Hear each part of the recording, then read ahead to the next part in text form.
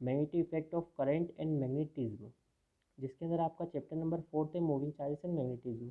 तो बहुत ही इंपॉर्टेंट है स्टूडेंट, यहाँ पर ये इंपॉर्टेंट क्यों बनती है, हमने 10th में पढ़ा था ओरस्टेड का एक्सपेरिमेंट जिसमें हम मैग्नेट्स वगैरह देखे थे। तो यहाँ पर मैग्नेट क्या होती है, मैग्नेटिक फील्ड क्या होती है, इस टाइप से, क्योंकि इसी के बाद में हमारा जनरेटर बना था या मोटर बनी थी। तो आप ये ध्यान रखिएगा, ये भी बहुत इंपॉर्टेंट है हमारे इसमें।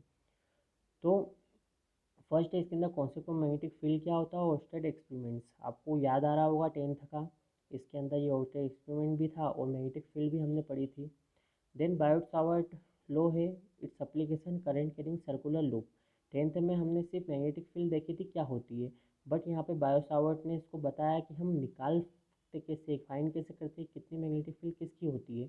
कुछ मैग्नेट आपने देखी उसकी कम रहती है, वो ज़्यादा दूर तक अट्रैक्ट नहीं कर पाती है, कुछ की हाई होती है, इस टाइप से। फिर इसमें एम्पियर्स लॉ है, उसी कुछ अप्लीकेशंस वगैरह इसके बाद है, ये solenoid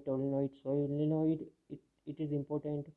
force on a moving charge uniform magnetic and electric fields, ये हमें देखना है। और यहाँ पे जो साइक्लोट्रॉन था, जो आपका फ्री फोकट का यहाँ पे क्वेश्चन हर बार आता था, मतलब एक साल छोड़ के आता था, तो वो यहाँ से हटा दिया गया है इस बार। 140, 141, 142 पेज नंबर पे एनसीईआरटी में आपको मिलेगा, उससे क्रॉस कर लीजिएगा, पर हम तो पढ़ेंगे। Then force on a current carrying conductor in a uniform magnetic field, force between two parallel current carrying conductor, definition of ampere, torque experienced by a current loop in uniform magnetic field। आपको याद आ रहा होगा 10th में हमने topic कौन पढ़े थे, या आपने टॉपिक ये पढ़े होंगे 10th में। और स्टूडेंट अब हमको इसकी एप्लीकेशन देखना है, इसके आगे हम समझेंगे तो और भी इंटरेस्टिंग तरीके से आपको इसमें समझ में आएगा। देन हम मूव करते हैं चैप्टर नंबर 5 पे। तो चैप्टर नंबर 5 जैसा हमारा है मैग्नेटिज्म एंड मैटर, इसमें से बहुत सारा पार्ट हटा दिया गया है इस बार सीबीएसई ने। जैसे आप ये बीच में यहाँ पर भी और नीचे यहाँ पर भी देख रहे हैं, तो यहाँ पर देखिए current loop and magnetic dipole and it's magnetic dipole moment, magnetic dipole moment of revolving electron, बस इतना ही हमें यहाँ पर देखना है। फिर देखना है हमें bar magnet as equivalent solenoid, magnetic field lines वगैरह देखना है जो आपने 10th में पढ़ी थी, मैग्नेटिक एलिमेंट्स वगैरह है। अब जो इतना पार्ट है आपका ये यहाँ से हटा दिया गया है। Intensity due to magnetic dipole bar magnet along the axial perpendicular to the axis, torque on magnetic dipole bar magnetic uniform magnetic field, आपको इस पेज पे ये मिल जाएंगे एनसीईआरटी में। देन हम बात करेंगे तो इसमें जो सेकेंड टॉपिक था पैराडाई फेरोमैग्नेटिज्म के बारे में, हर बार यहाँ पर क्या पूछा जाता था, डिफरेंस पूछा जाता था, बट इस बार वो हटा दिया गया है। तो वो सिंपल सा मतलब लॉलीपॉप क्वेश्चन आता था कि डायरेक्ट पूछते थे इसको, या कुछ इसके यूजेस वगैरह पूछ लेते, तो हमारे 2-3 नंबर पक्के हो जाते थे, लेकिन इस बार ये हटा दिया गया है, तो आप ध्यान रखना। पैराडाइक फेरोमैग्नेटिक सब्सटेंस, उसके एग्जांपल्स वगैरह, electromagnets, force acting the strength, permanent magnets वगैरह, तो आप देख लीजिएगा, है क्रॉस कर दीजिएगा। Now move to the unit number 4। तो यूनिट नंबर 4 की हम जब बात करेंगे तो वो हमारा electromagnetic induction alternating current AC. तो इलेक्ट्रोमैग्नेटिक इंडक्शन की हम बात करेंगे तो ये चैप्टर भी इंपॉर्टेंट है और अल्टरनेटिव करेंट भी इंपॉर्टेंट है। आप बचपन से सुनते आ रहे होंगे हमारा जो करेंट है ये हमारे घर में अल्टरनेटिंग करेंट आता है या डायरेक्ट करेंट आता है, एसी और डीसी, तो उसके बारे में हमको जानने को मिलेगा। तो पहले हम चैप्टर नंबर 6 के टॉपिक देखते हैं। चैप्टर नंबर 6 का नाम है इलेक्ट्रोमैग्नेटिक इंडक्शन। इसके अंदर इलेक्ट्रोमैग्नेटिक इंडक्शन ही देखना है, उसके बाद Faraday's law, induced EMF current, Lenz law, eddy current, self and mutual inductance वगैरह इसके अंदर हमें पढ़ना है। देन अल्टरनेटिंग करंट में हमें देखना है अल्टरनेटिंग करंट होता क्या है, एसी और डीसी में डिफरेंस क्या होता है, डीसी ज़्यादा डेंजरस होता है, एसी ज़्यादा डेंजरस होता है, कुछ हम इसमें वैल्यूज़ वगैरह निकालेंगे, तो ये सारी चीज़ें इसमें हो जाएगा। और इसी के अंदर हम पढ़ेंगे एसी जनरेटर एंड ट्रांसफार्मर। जो ट्रांसफार्मर आप देखते हैं घर के बाहर जो डीपी जिसको बोलते हैं, वो इसमें पढ़ना है हमें, और एसी जनरेटर हमें पढ़ना है जो इलेक्ट्रिसिटी जनरेट करता है, जो हमारे घर में ही आ रही है, ठीक है, जो पावर स्टेशन पे जनरेट हो रही है, तो वो इसमें आपको पढ़ने को मिलेगा, तो उसमें बहुत मज़ा आएगा। देन हम जब आगे बढ़ते हैं तो यूनिट नंबर 5 है हमारी इलेक्ट्रोमैग्नेटिक वेव्स। सिंपल सी है, क्या है इसके अंदर basic idea of displacement current इस बार हटा दिया गया है, ठीक है। Magnetic waves there characteristics and transverse nature वगैरह वगैरह, आपने 11th में पढ़ी थी मैकेनिकल वेव्स, तो वहाँ पर ट्रांसवर्स लॉन्गिट्यूडिनल वेव्स देखी थी। अब यहाँ पे आपको इलेक्ट्रोमैग्नेटिक वेव्स देखना है। मैंने जब कहा था, जब पढ़ाया था, या जिस टीचर ने आपको पढ़ाया था उन्होंने कहा होगा कि इलेक्ट्रोमैग्नेटिक वेव्स हम 12th में पढ़ेंगे, अभी हम सिर्फ मैकेनिकल वेव्स के बारे में डिस्कस करेंगे। तो आप सभी को पता है, तो ये वो आ गई इलेक्ट्रोमैग्नेटिक वेव्स। इलेक्ट्रोमैग्नेटिक स्पेक्ट्रम देखना है, X-ray, gamma ray, microwave, infrared, visible, ultraviolet, आपको देखना है। इससे अभी कोरोना अल्ट्रावायलेट रे से मर रहा है, तो वो कैसे मरता है, वो जम कैसे मर जाते हैं। एक्सरे, आप जब एक्सरे निकालते हो। फिर माइक्रोवेव, तो माइक्रोवेव में आप खाना पकाते हो तो कैसे पकता है। तो माइक्रोवेव्स के बारे में पढ़ना है, मतलब खाना बनाना नहीं सीखना है, पर माइक्रोवेव्स के बारे में हमें यहाँ पर पढ़ना है क्या होता है। देन हम अगर आगे बढ़ेंगे तो यहाँ पर हमारा है यूनिट नंबर 6, जो सबसे बड़ी यूनिट हुआ करती थी 12th की। और इस बार हो सकता है कुछ, हाँ, जैसे ये रिफ्लेक्शन ऑफ लाइट हटा दिए, थोड़ा सा छोटा होगा लेकिन इतना भी छोटा नहीं है। तो इसमें रे ऑप्टिक्स, आपको जैसे 10th में याद होगा, 10th में भी ये टॉपिक था। तो रे ऑप्टिक्स और ऑप्टिकल इंस्ट्रूमेंट दो पार्ट में पढ़ना है। जैसे आपको रे ऑप्टिक्स, तो रे ऑप्टिक्स के अंदर रिफ्लेक्शन पढ़ना है, spherical and mirror, mirror formula वगैरह देखना है। Reflection of light through the spherical mirror यहाँ से हटा दिया गया है, तो आप ये सारे कोर्स में लगा लीजिएगा, पेज नंबर मैंने दिए हैं।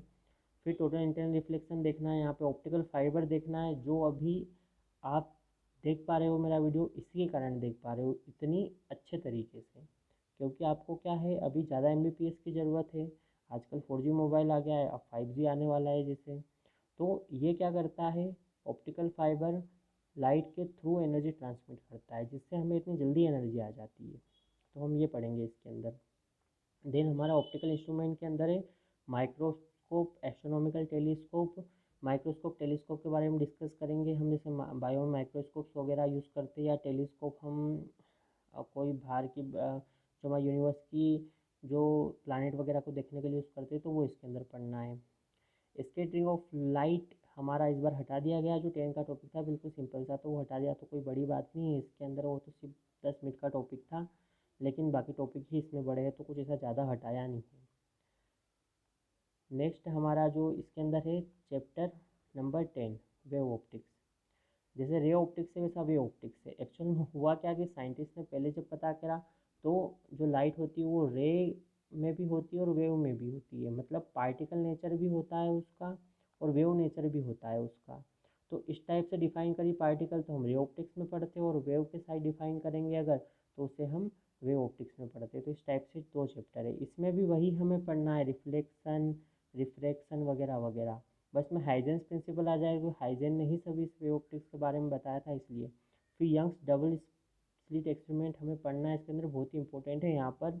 उसके बाद maxima minima, central maxima minima निकालनी है यहाँ पर हमें, विड्थ वगैरह।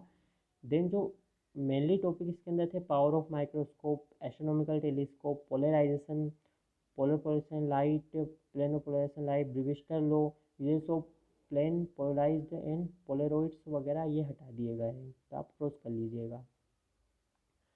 देन चैप्टर नंबर जो हमारा यूनिट नंबर जो 7th है, उसमें चैप्टर नंबर 11th है, dual nature of radiation in matter. इसका चैप्टर का भी यही नाम है, यूनिट का भी यही नाम है। डुअल नेचर, जैसे हमने देखा कि लाइट का दो नेचर होता है, वो दोहरी प्रकृति की होती है। अगर हम हिंदी में बोले, मतलब दो चेहरे होते हैं। चेहरे देखते हैं ना, जैसे हम किसी का भी, किसके दो चेहरे हैं, ये आगे क्या बोलता है और बाद में क्या बोलता है, फ्रेंड्स वगैरह। तो क्या है, इसमें भी ऐसा होता है। तो इसके अंदर भी क्या है, लाइट क्या है, दोहरी प्रकृति दर्शाती है, मतलब डबल चेहरा लगा के घूमती है। तो एक हम पढ़ते हैं उसको रे ऑप्टिक्स में, और पढ़ते हैं वेव ऑप्टिक्स में। तो डुअल नेचर इसके अंदर ही क्लियर करेंगे किससे क्या हुआ था हमारा। इसमें से डेविसन जर्मन एक्सपेरिमेंट हमारा हटा दिया गया है, तो आप ये ध्यान रखिएगा। देन हमारा इसके अंदर है unit number 8, atoms and nuclei. ये आपको केमिस्ट्री में भी एटम्स एंड न्यूक्ली तो थोड़े बहुत यहाँ से जो वहाँ पे और यहाँ पे मिलेंगे, कॉमन मिल जाएंगे, तो आपको इसके अंदर बेनिफिट मिलेगा। एटम्स जो चैप्टर नंबर 12 थे, उसमें alpha particle scattering estimate, Rutherford model of atom, Bohr's model, energy level, hydrogen speaker.